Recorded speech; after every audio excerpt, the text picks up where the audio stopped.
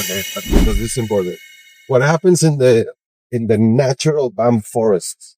You get a permits to harvest so many uh, trees per hectare in Colombia, and it's about between 700 and 800 trees or guaduas per hectare.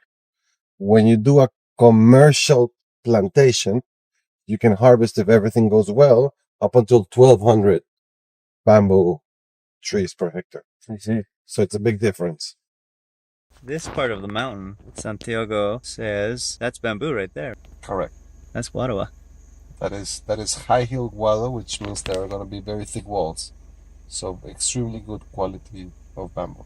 We have been working on this process for the past 3 months, and it should be ready in about a month or so, and we're going to be able to harvest in the area.